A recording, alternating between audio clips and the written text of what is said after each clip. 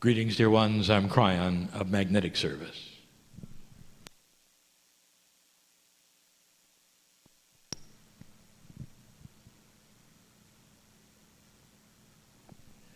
For those of you who have not heard this before, the voice is the same. The human being sits in the chair, it's the same. And if you just walked in, you'd say nothing's happening. It's any different. And this is as it should be.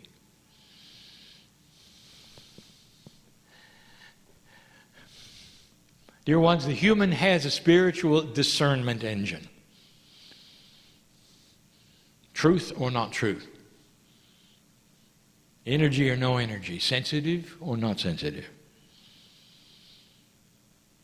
Could it be what he says it is?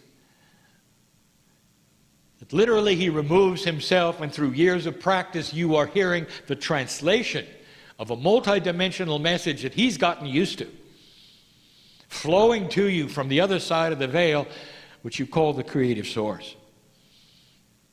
Spirit, I want you to sit with this for a minute. There's going to be no proof of a three-dimensional way, no balls of fire or white light. Or is there?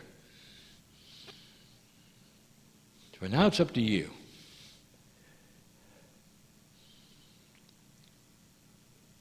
Years ago, my partner was invited to channel at the United Nations. His first trip to the East Coast, he was frightened. Never seen that many people together before. He went to the big city, taken upstairs into the committee room where they had just signed peace in Bosnia. Walked in and channeled to only delegates. And he knew at that point in time they'd either get it or they wouldn't. They were used to this, where the society that he was channeling in front of had channelers before. They had come to see him. I can remember in the hotel room before he did, trying to comfort him because of his doubt. I asked him what he was afraid of. And he said, what if they don't think it's real? And I asked him, do you? And he said, I know it is. And I said, leave it alone. He was invited back 6 more times. Dear ones, the discernment engine of the human in this room is the best tool you have for truth. My partner stands and gives you information, and many times it is esoteric. Sometimes it is different than you were taught. And you have to decide, is it real or not? Over and over we have given you instructions for the day, and it's the same instruction each time. Are you able to think out of the box you grew up in? Who taught you what's real and what's not? Or did you come to that yourself? It doesn't matter, because whatever you feel, you own it. It's part of you. There has to be, for a human, a box of reality. And the box of reality gives you the comfort of your own psyche, of your own truth and your belief. And it's normal. And along comes something you've never seen. Can you imagine in the ancient days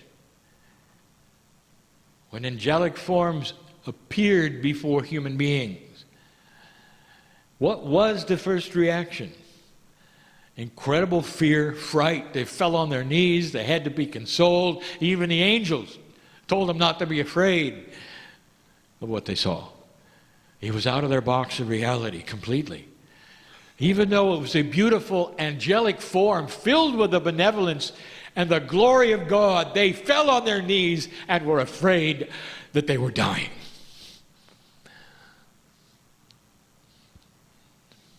It's the same. What is your box today? What won't you believe because it's just too far afield from what you've been taught? Healer in this room, light worker in this room, you have spent years learning certain things, certain ways, and now we are saying they've changed. That's difficult. For now you to rearrange that which you're committed to it. You cognized it. It became part of you and the way you work, the way you sense energy in order to heal a patient or read somebody. And now we said it's different and it's changing and it's moving. And there are those who would say, no, it isn't, because God's always the same. It can't be moving because God's always the same. And my retort to that is that God is always the same, but you are not. And it's you who are moving in energy, not God. Things are getting bigger. The antenna, if you want to call it that, of the light worker is starting to become more sensitive with more points of reception. It is becoming complex, it is becoming stronger, and it's confusing. The human likes single source thing. Simplicity in God. One God, one way. And you argue about it on the planet so fervently that you kill each other because you're not doing the right thing, worshiping one way, one God. You got one soul, one body, one heaven, one hell. What if it was really complicated?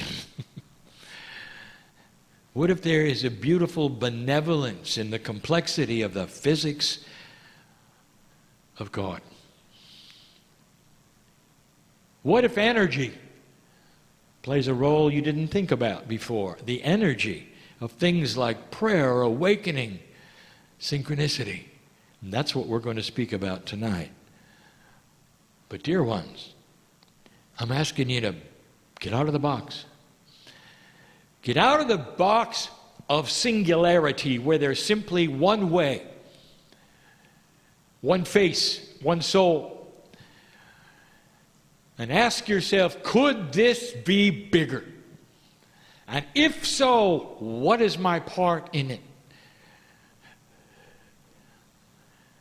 And dear ones, if I could show you the truth today, you'd all breathe a tremendous sigh of relief, because there's hope. Humanity is beginning to evolve slowly in order to make better decisions in the future. And that is new. It only takes a sociologist or even an anthropologist to prove it. For in all of your history, one of the remarkable things, if you've studied it, is that it never changes. One generation goes to war, it dies off, and the next generation is skipped, and the next one does the same thing, often with the same countries. It repeats itself like you never learned anything. Even though your parents went through it, your grandparents went through it, it's there again. You might say, therefore, that consciousness has been static, and you'd be right. Static. And now it isn't. It is moving off the peg. In every single field you can look at, it is moving off the peg. It's confusing to those who make war, because they're starting to see things that is not in their war book. It's confusing for those in medicine, for they're starting to see things that they never learned in their medical school. It's confusing for the sociologists who are about to rewrite another phase of humanity based upon what they're seeing is happening today in consciousness. Humanity is starting to ask questions and learn. And you're not going to repeat it again. I'm going to close with this, and you've heard this before. You need to hear it yet again. All of your life, and the life of your parents, and the life of those parents, there has been the desire, the wish, the goal of peace on earth. That's what you wanted. There was the idea, if you could only have peace on earth, that would be it. From then on, all would be well. And here's what I want to tell you that perhaps you've not heard before, some of you may have. At the rate of consciousness evolution, peace on earth is a given. Eventually, humans will demand it for survival. They're going to become wise and understand that war is not an option for survival. It's a given. So peace on earth, when you see it, will be the beginning of the new age. The beginning, not the end. Peace on earth is the starting point, dear ones. And it's not that hard. Generation upon generation will come in with a different kind of wisdom. It's even being measured now. Let me ask you in this room, are you like your grandchildren? Do you know any grandchildren here that are exceptional, that are doing different things, that are asking you questions perhaps that you never ask, or that your children never ask? You look in their eyes, you can tell something is going on. Welcome to the evolution of human consciousness in a way it didn't expect. The children are more compassionate. They care more. They're looking around more. They're not as self-absorbed now. What if I told you that so many of the things that are going on in this planet that you're seeing on the news that are abhorrent, that are horrible, that are unconscionable, is a direct result of light meeting dark and unbalance. When humans start seeing what is taking place and they're invested in that which is old energy, there is confusion of spirit. Many of them will do things, and you're seeing it now, that you never saw before. Groups of them will do things in order to keep the old energy alive, to hang on to it. Individual, groups, even governments. The light is going to win, dear ones. And the proof of it is the battle that is going on right now. Dear ones, there would be no battle. Things would be just like normal if there wasn't something going on. And that's what we want to show you. Now, open your box and look around, if you dare. I'll be back. And so it is.